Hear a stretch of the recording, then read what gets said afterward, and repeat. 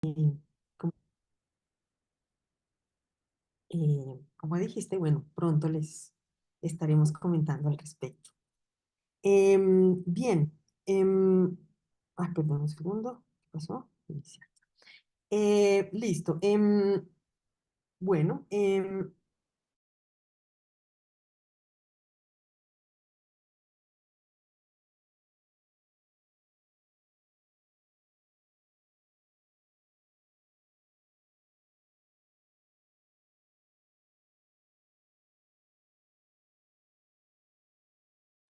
Hola, hola, ¿todavía estás por ahí?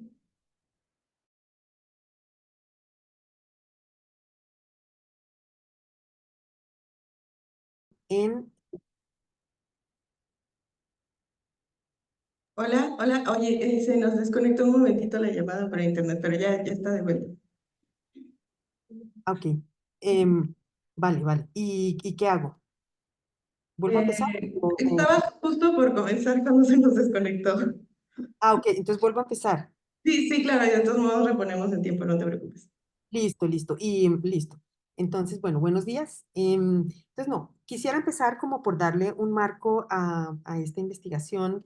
Primero, como el impulso, que es obviamente haberme encontrado em, con la ausencia de muchos nombres de mujeres y de disidencias que han hecho, digamos que, una labor consistente y que han impulsado la creación con tecnologías en el ámbito de lo sonoro desde muchas perspectivas, ¿no? Desde muchos lugares, bien sea creando instrumentos o creando, por ejemplo, software o abriendo programas dentro de las universidades o abriendo espacios para la difusión.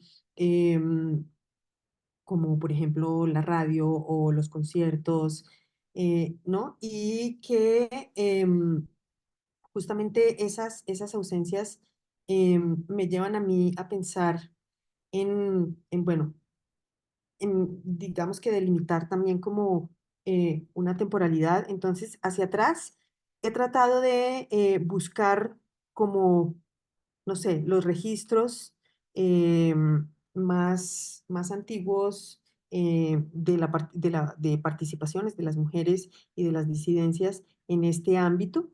Y digamos que hacia adelante fijo como una especie como de cierre en 1969.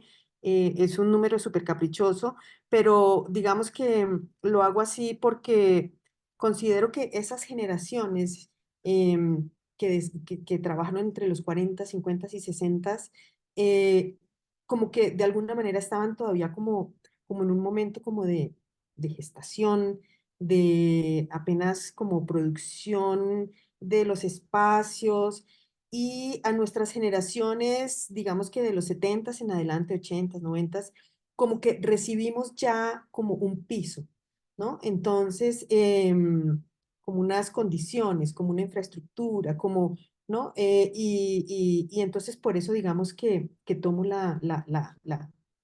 esa fecha de los 60. Ahora, claro, hay compositoras y artistas que nacieron en los 60, no sé, 68, 69, que pues que están muy cercanas generacionalmente a las nacidas en los 70, por ejemplo, y que en ese sentido, digamos que comparten como esas mismas condiciones, pero bueno, tenía que poner una fecha, entonces, pues lo hice de esa manera.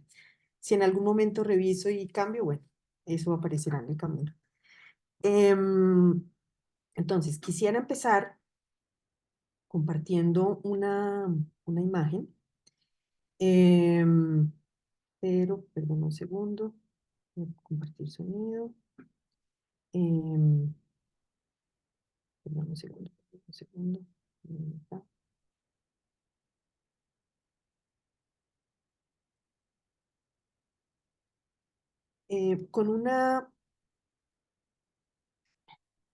Con una respuesta que le dio Paulino Oliveros a Milla Masaoka en una entrevista del 2002. Em, Esta es solamente una pregunta, ¿no? Entonces dice, ¿te sientes parte de un linaje? Y si es así, ¿quién vino antes que tú? ¿quién viene después de ti? Y la respuesta de Paulino Oliveros em, a mí me parece súper contundente, porque dice que em, si se trata como de dar nombres, obviamente va a mencionar los mismos hombres de siempre, porque son los que han estado a cargo de los estudios, son los que han estado a cargo de las cátedras de composición. eh, y ella dice, si nos diera, serían todos hombres, o sea, los nombres, ¿cierto? Y no quiero continuar con esa influencia patriarcal, ¿no? Entonces, tengo más lealtad con Ruth Crawford Seeger, que es una, o fue una compositora estadounidense también, en donde ella dice que su trabajo experimental fue innovador, claramente. Entonces, yo voy a empezar también por ahí, como pensando cómo necesitamos, eh, digamos que, reconstruir como la forma de narrarnos. Eh, Como establecer las historias a partir de nuestros contextos y em, digamos que incluyendo esas voces que digamos que no han sido consideradas dentro de esa linealidad. Em, Eso me lleva también a pensar que finalmente para conocer nuestras historias, para conocer las producciones, tenemos que pensarnos de una manera que no sea lineal, ¿no? Sino en términos de tiempo. Em, entonces, bueno, voy a dejar de compartir para volver acá. Y a mí me parece muy como, como importante problematizar muchas de nuestras historias y de la forma en cómo se han contado. Porque dentro de esas narrativas, por lo general es estudió con tal persona, se graduó de tal sitio, se ganó tales premios, em, y resulta que en ese afán como por digamos que reconocer las presencias de las mujeres y las disidencias, se nos ha olvidado mencionar como más allá de eso, de esos aspectos, como que en últimas, pues bueno, vienen a ser un poco superficiales en tanto no nos dan cuenta del contexto. Em, entonces, quiero comenzar contando eh, cómo, cómo la, perdón, es que se me fue el papel acá, ya. Em, o sea, quiero empezar como por recalcar esas ausencias y voy a mostrar algunos ejemplos. Em, bueno, voy a compartir primero un audio, pero no sé cómo. Ay, no sé, caray. Eh, ¿Será que si lo pongo? Bueno, por ahora me voy a ir con la imagen. Resulta que dentro de las, digamos que una de mis entradas a esta investigación, pues también ha sido mi relación cercana con Jacqueline Nova. Em, Ella fue una de las personas que inició el trabajo de la música electroacústica de manera regular en Colombia. Em, en 1973, su obra Creación de la Tierra fue presentada en Bourges y ella en la entrevista, voy a poner el archivo y ustedes me dicen si se escucha. El cuarto Festival Internacional de Música Experimental. La compositora colombiana Jacqueline Nova ha participado en el cuarto Festival Internacional de Música Experimental que se realizó en Bourges, Francia. La artista a nombre de América Latina presentó su obra titulada La creación de la tierra, con fundamento indígena en temas tunebos. Sobre el tema conversaremos con la compositora.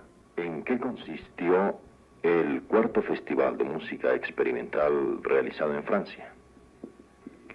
El cuarto Festival Internacional de Música Experimental realizado en Bourges, Francia, ahora en junio de este año, consistió en la presentación de obras de tipo instrumental y obras de tipo electroacústico, todas realizadas por compositores de diferentes países del mundo. En este festival colaboraron América Latina, Bélgica, Canadá, Polonia, Checoslovaquia, Estados Unidos, Yugoslavia, Alemania, Italia, Japón y los Países Bajos. Compositores, además de los que representamos a América Latina, estuvieron como representantes John Cage, Alcides Lanza, Beatriz Ferreira, Kotonsky, Luc Ferrari y muchos otros. Bien, voy a tener el audio ahí porque no sé si recuerden que, perdón, ¿qué imagen están viendo? Ah, no, ya, sí, ya, perdón, sí, ya está. Ah, listo. Si ustedes ven los nombres que aparecen ahí en esa imagen, em, son todos los de los compositores. La única compositora que ella menciona, además de ella, es Beatriz Ferreira, y en ese listado no la incluye, ¿no? Para mí eso es importante porque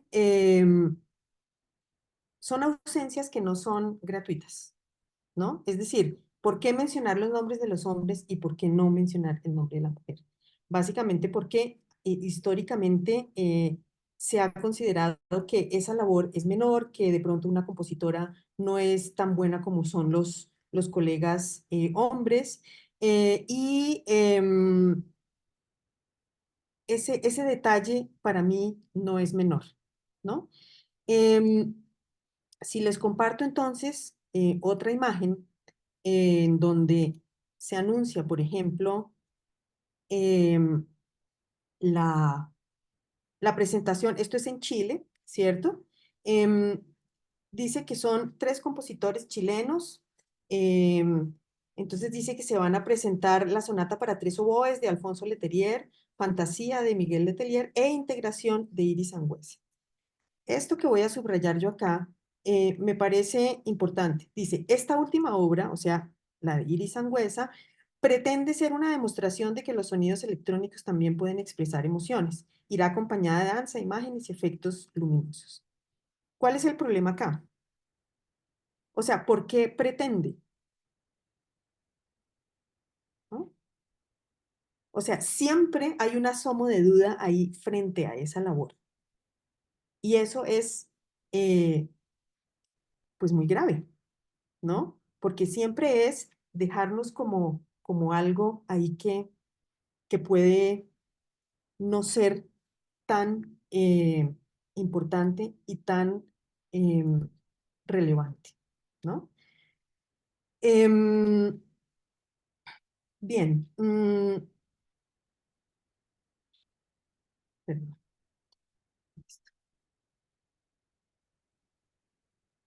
Eh, entonces, mm, podemos contar, digamos que muchas historias em, que a mí me parecen importantes porque van más allá de una anécdota, ¿no? Em, por ejemplo, no sé, rápidamente se me ocurre que eh,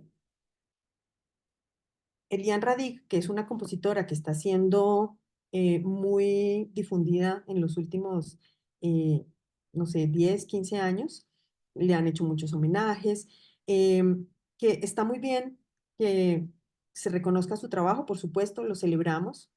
Sin embargo, antes de que eso pasara, ella tuvo que enfrentar unas situaciones como que, por ejemplo, ella tomó la decisión de abandonar la composición musical durante un tiempo porque se quiso dedicar a la maternidad, ¿no? Hasta ahí no hay ningún problema, son decisiones individuales que cada quien puede tomar. Sin embargo, yo quisiera que me presentaran un compositor varón que dice, chao, nos vemos en 7 años porque me voy a dedicar a la paternidad, ¿no? Y eso nuevamente deja de ser más que una anécdota. ¿Por qué? Porque esas labores de cuidado están siempre descargadas sobre las mujeres, ¿no? Em, y ella también tiene otro lado que, digamos que se relaciona un poco con esa nota inicial que les mostraba de las genealogías, y es que ella empezó trabajando como asistente de Pierre Henry en su estudio. Entonces, por un lado, durante mucho tiempo fue reconocida como la asistente de, ¿no? Eh, pero hay algo que es aún más grave y es que cuando ella en los 70 decide dejar París para irse a Nueva York, en Nueva York encuentra un mundo fascinante con los sintetizadores y su práctica musical cambia, o sea, su estética musical cambia muchísimo. Y cuando regresa a Francia, su profesor, su jefe, eh, Pierre Henry, le dice que por favor no se conecte con él, más o menos como que no mencione que trabajó con él, que estudió con él, porque deshonraba su legado, ¿no? Porque resulta que la estética nueva que estaba abordando Eliane Radi le parecía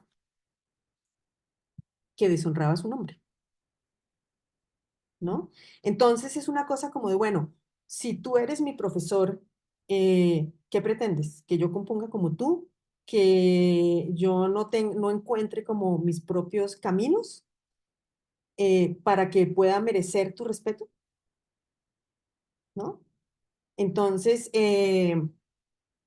y, y bueno, digamos que también hay otra, como otra situación que digamos que así como dentro de esta parte como anecdotaria, yo digo anecdotaria y la pongo muy entre comillas porque son historias con las que nos encontramos todos los días, ¿no? Entonces, por ejemplo, la compositora argentina Hilda Dianda, cuando se va a Italia y logra que la acepten en los estudios allá, después de haber estudiado composición en Argentina, su profesor le dice que a ella la recibieron porque era argentina, porque era extranjera, ¿no? Es decir, le quita todos sus méritos como música, compositora, artista, e incluso le alcanza a decir que más o menos como que le estaba quitando un cupo a un italiano, ¿no?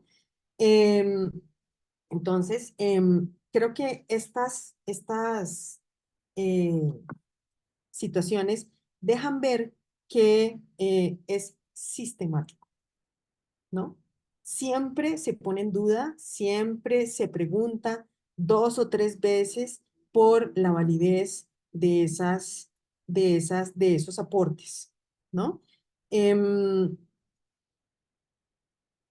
por ejemplo, hay una compositora inglesa eh, llamada Daphne Oram, ¿cierto?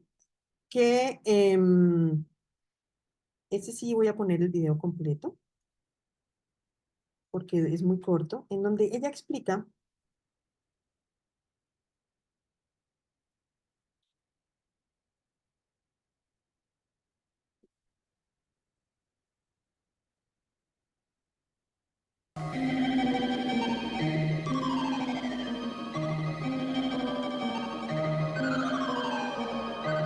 Here, in a country studio in Kent, is Daphne Oram, a pioneer of a new type of music. Unlike the traditional composer, she uses no musical instruments and no musicians. She produces sounds by electronic devices, some of them sounds unlike any ever heard before. She needs no concert hall or opera house to put on a performance. She can do it on a tape recorder. The sounds, produced electronically, are recorded on tape. By mixing the sounds on various tapes together and playing them at varying speeds, she can produce all sorts of different combinations. Already, electronic music is being used in films, television, and the theatre, and there have been concert performances too. There are some people who think the music of the future will sound like this.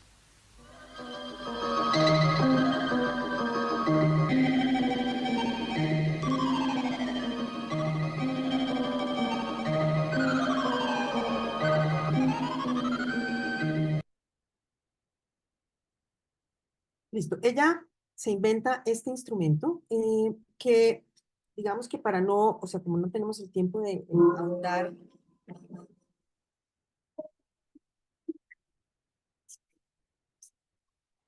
como no tenemos tiempo como de ahondar en la minucia, básicamente es un instrumento que el Oramix, eh, o sea, que busca crear sonido a partir de imagen. ¿Listo? Eh, Esto estamos hablando de los 50. En los 60, aquí en América Latina, em, perdón un segundo, aquí en América Latina, en el Centro Latinoamericano de Altos Estudios Musicales, el ingeniero Fernando von Reichenbach empieza a crear el Catalina, ¿no? El sistema en el cual el principio, digamos que es el mismo. No lo vamos a poner completo, em, pero la idea es que La trabaja el imagen que mismo uno tiene es la principio, de un hombre de pelo que largo es sentado frente a un instrumento, producir sonido fumando a cigarrillo partir tras de lo visual. cigarrillo y probando nota tras nota hasta conseguir lo que... Bueno, estamos preparando la música de fondo para un long play que vamos a hacer con Jorge de la Vega, en el cual en lugar de trabajar con instrumentos convencionales, estamos utilizando como instrumento a este laboratorio. Concretamente, ¿esta cinta qué es? Esta cinta es una parte de lo que vamos a utilizar como efectos. Perdón, algo pasó, se salió.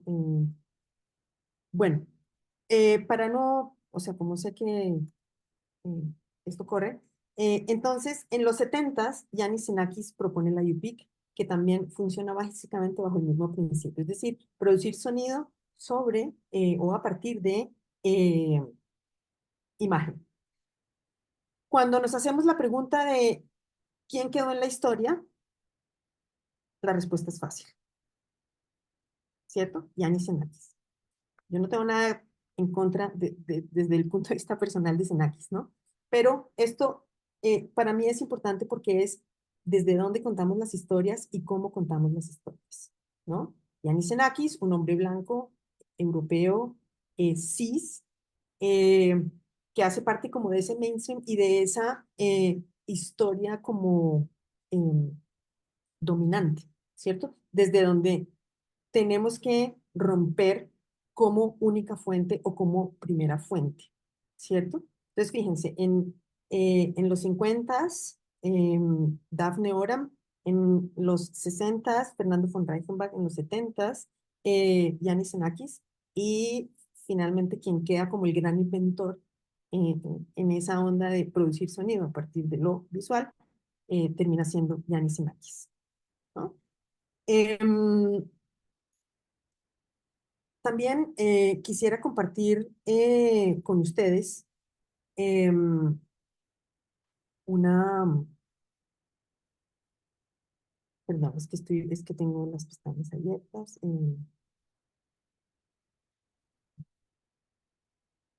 ¿No?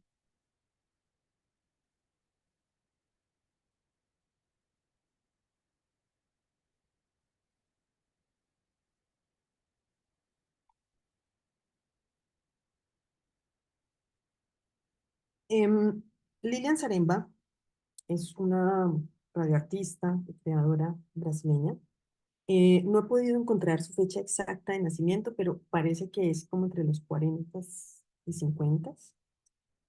Em, y ella ha trabajado mucho en Radio Arte y esta es una página de la Kunst Radio, ¿cierto? Que se supone es una entidad seria. Eh, Miren lo que dice acá, o sea, esto claramente, esta biografía la tradujo algún traductor, ¿cierto?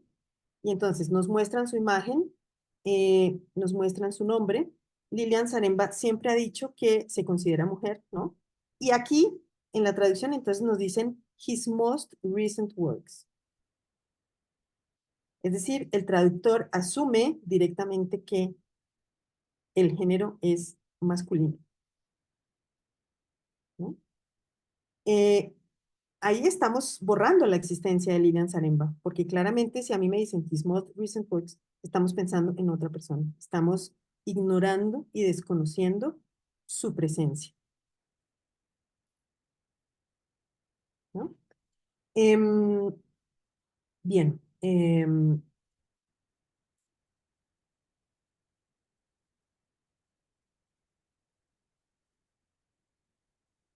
siguiendo con Brasil, o sea, yo estoy mostrando como muchos ejemplos, porque en realidad lo que quiero es que, como es tan corto el tiempo, es como sembrar detonantes para que ustedes después sigan buscando, ¿cierto? Entonces, ahora voy a compartir una obra audiovisual, un fragmento de Vania Dantas. Ella es brasileña o era brasileña de Río. em, y es interesante porque ella, digamos que aquí como que hace una obra audiovisual.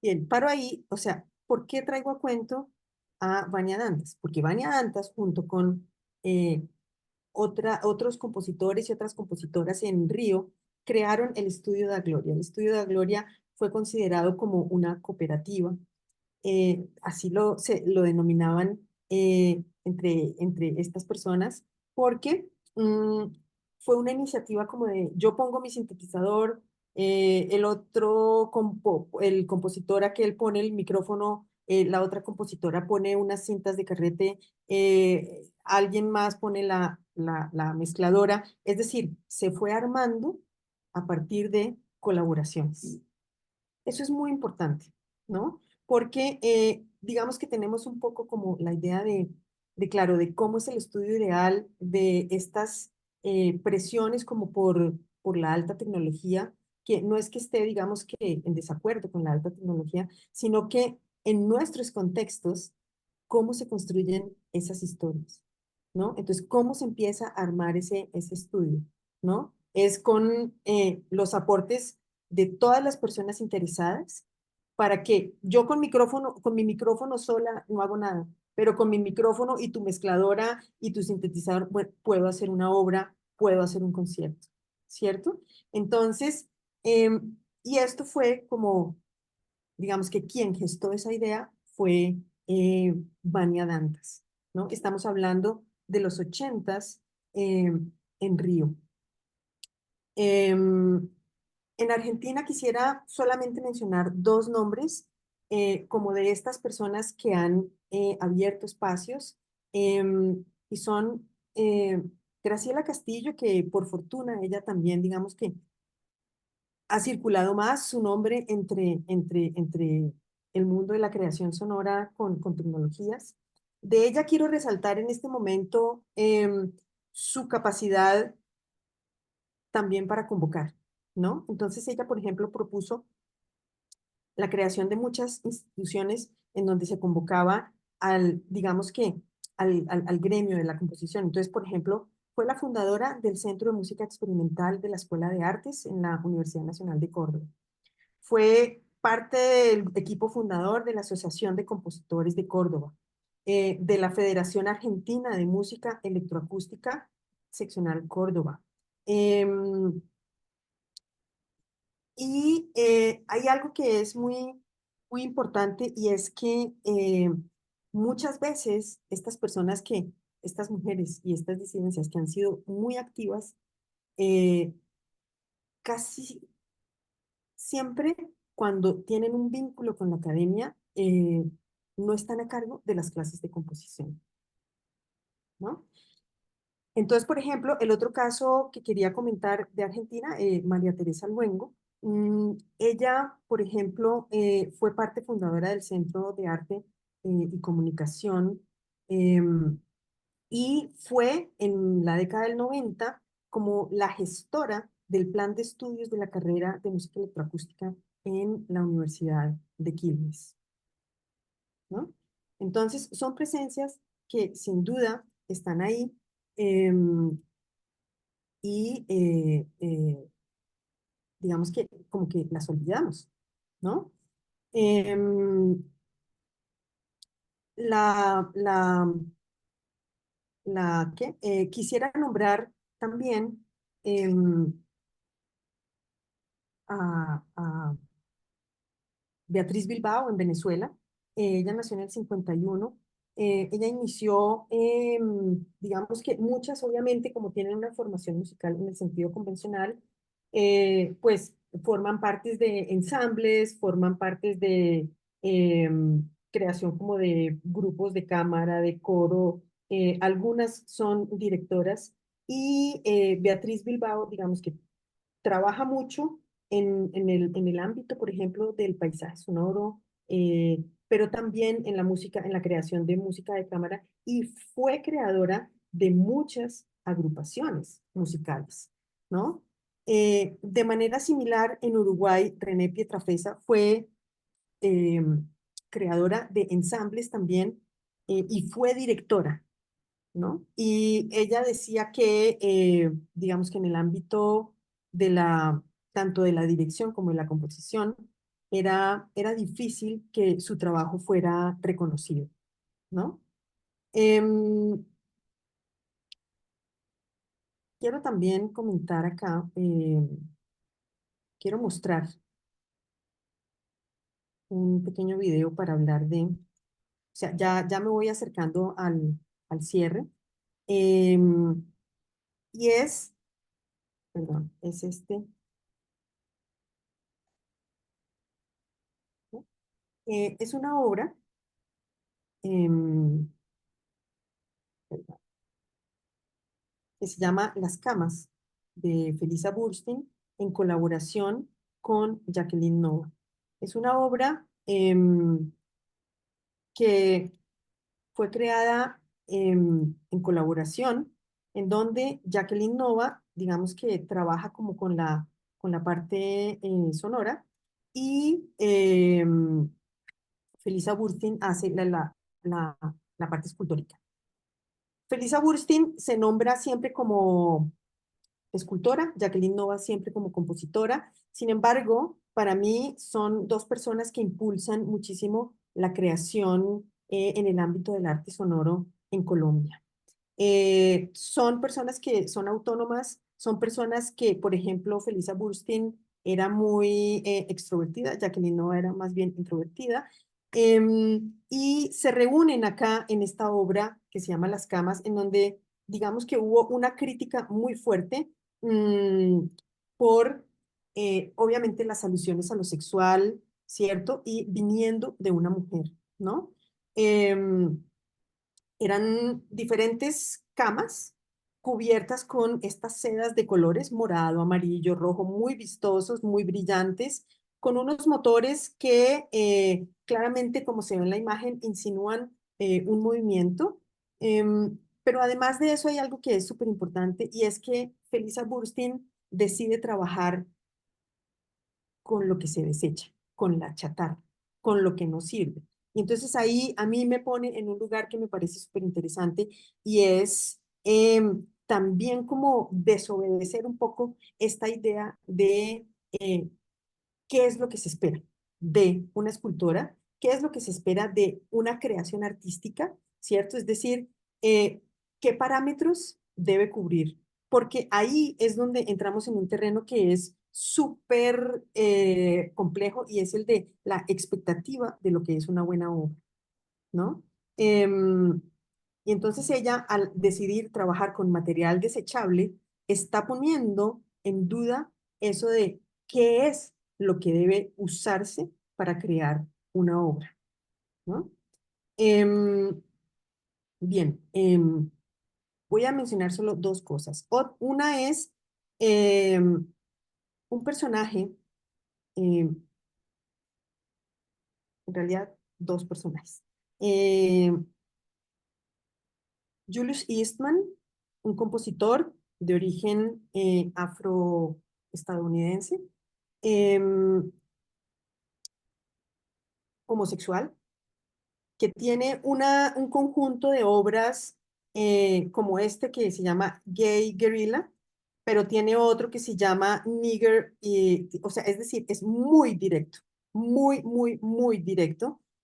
Eh, como era tan explícito, al juntar su ser homosexual y su ser compositor y creador, trabajaba mucho, digamos que dentro de la línea de la indeterminación, sobre todo, entonces daba la posibilidad de utilizar medios electrónicos, pero eso le molestó a mucha gente.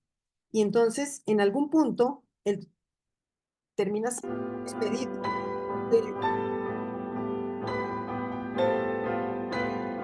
de la universidad en donde trabajaba y termina muriendo alcoholizado porque ese medio musical le cerró las puertas al asumirse su homosexualidad de manera abierta y directa e involucrándola en sus creaciones, ¿no? Em, para mí esa es una historia, pues bueno, muy, muy triste. Quiero, bueno, solamente mencionar rápidamente propuestas como el Feminist Improvising Group, en donde, digamos que había como unos postulados súper interesantes y era como abrirse a la música, no solamente invitando personas que son que tienen formación musical y además también permitiéndose la expresión de género y de sexualidad abierta y directamente en la creación y en el escenario.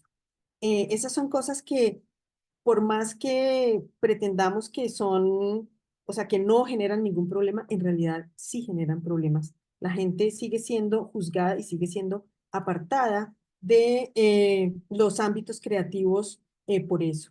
Otro ejemplo que quisiera como mencionar antes de cerrar, es decir, antes de cerrar solamente las menciones, es justamente a la compositora Michiko Toyama. Ella era japonesa y estaba en el Princeton, Columbia Princeton, el Centro de Música Electrónica de Columbia Princeton. Resulta que en algún punto su beca no fue renovada y el concepto fue el siguiente: poco femenina, cabello desarreglado, voz ronca, pero aparentemente conoce bien su música. Es decir, ella sabe lo que está haciendo, pero como su presencia no nos gusta, su presencia física no nos gusta, entonces la descalificamos. Esto generó un trauma en ella, ella se devolvió al Japón, dejó de componer durante mucho tiempo, hasta que, bueno, se reconcilió con la música y volvió a componer, ¿no? Ahora, ¿esto qué, a dónde me lleva? A algo que también quería compartir, y es quiénes seleccionan, ¿no? Entonces, para eso voy a acudir rápidamente a el Centro Latinoamericano de Altos Estudios Musicales, ¿cierto? En donde todos los jurados fueron siempre hombres, ¿no? En el cuerpo docente hubo solamente 2 mujeres y ninguna en la clase de composición. Dentro del grupo de estudiantes hubo solamente una generación que fue la de Jacqueline Nova, en donde hubo 4 mujeres presenciales y una como oyente, ¿cierto? En las anteriores, por ejemplo, en la primera generación fue solamente una, Graciela Parasquevaidis, que ella, digamos que no aborda los medios electrónicos dentro de su composición. En la de Nova, que fue en el 67, 68, estaban Marlene Fernández, Jacqueline Nova, Iris Sangüesa, Kilsa Setti y Regina Benavente, ¿no? De ahí, de ellas, solamente Kelsey no trabajaba con medios electrónicos. Y en la generación del 69, solamente Beatriz Lockhart como escucha, como oyente, ¿no? Y entonces sí revisamos quienes decidían quiénes entraban y quiénes no, claro, siempre eran hombres. Esos no son detalles menores. Aquí quiero simplemente soltar una bomba y es el pacto patriarcal. ¿Listo? Ese pacto patriarcal, esos acuerdos tácitos y no tácitos han estado acompañándonos siempre en la academia. Perdón, solamente quiero, ¿puedo robarme unos minutos? O sea, sí, Sí, sí. vale. Quiero cerrar con una historia que a mí me parece fascinante. Y es el encuentro entre entre Ruth Anderson, Anea Lockwood y Paulino Oliveros. Resulta que Ruth Anderson era la directora de un estudio en Hunter College y ella entraba a un sabático. Entonces estaba buscando a una persona que se hiciera cargo del estudio y le preguntó a Paulino Oliveros, ¿a quién me recomienda? Y Paulino Oliveros le dijo, hable con Anea Lockwood. Se conocieron y desde 1973, que fue cuando se conocieron, hasta el 2019, cuando murió Ruth Anderson, ellas dos fueron pareja. Paulina Oliveros también era lesbiana, ¿no? Entonces ahí hay un encuentro maravilloso, pero a lo que voy es que la obra, cuando Ruth Anderson muere, Anea Lockwood crea una obra que se llama For Ruth, eh, que con eso es que quiero cerrar. Y es una obra que ella crea utilizando grabaciones telefónicas que ella hizo durante la ausencia de Ruth Anderson mientras hacía su sabático. Ruth Anderson, a su vez, en su sabático grabó paisajes sonoros y en el 2019, cuando ya fallece Ruth Anderson, Anea Lockwood vuelve al lugar en donde Ruth estaba haciendo su residencia, su sabático, hace grabaciones nuevas y con esos tres materiales crea la obra. Entonces, simplemente quiero poner el final de la obra. Se llama For Ruth.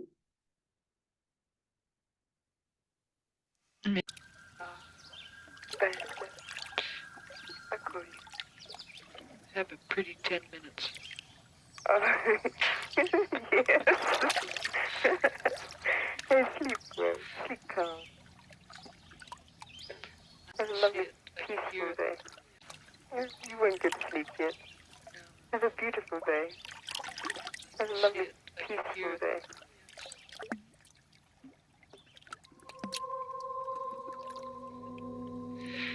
No. Good night, then. I love you. Bye-bye, darling. Bye-bye.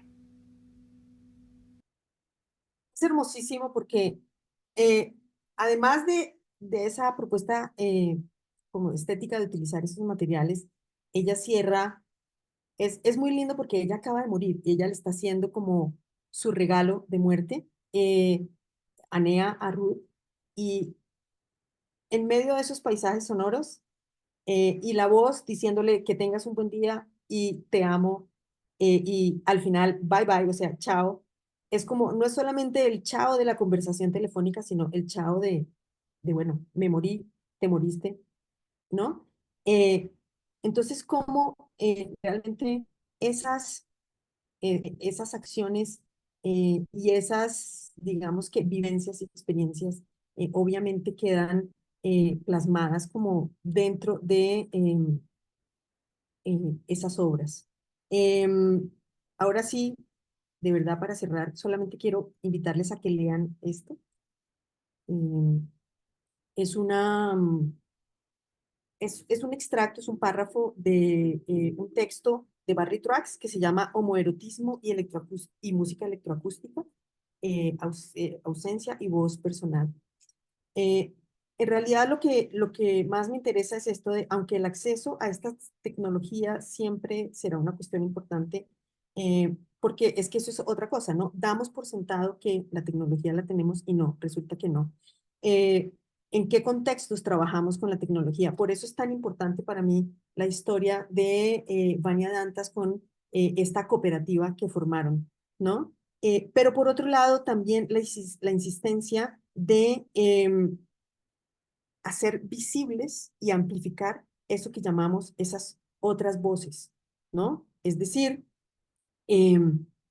sí, ser mujer, ser gay, ser lesbiana, ser transgénero, ser afro, eso incide, eso importa, eso nos pone, o sea, así es como ponemos el cuerpo en el mundo, ¿no? Entonces, por eso considero que es importante hablar y mencionar abiertamente estas existencias y estas presencias dentro de la música. Obviamente, pues faltó mencionar a Wendy Carlos, por ejemplo, que es como el ícono de las personas trans en la música electrónica, pero detrás de Wendy Carlos hay muchas otras también, ¿no? Entonces es súper, súper importante. eh, no tenemos por qué ahorrar en palabras, eso no tiene ningún sentido, ¿no? Entonces, bueno, pues muchas gracias a ustedes, muchas gracias a todas las personas que han escrito y que han investigado, porque a través de sus textos y de sus conversaciones, en sus conversaciones, pues me he nutrido muchísimo, he aprendido muchísimo y he disfrutado muchísimo.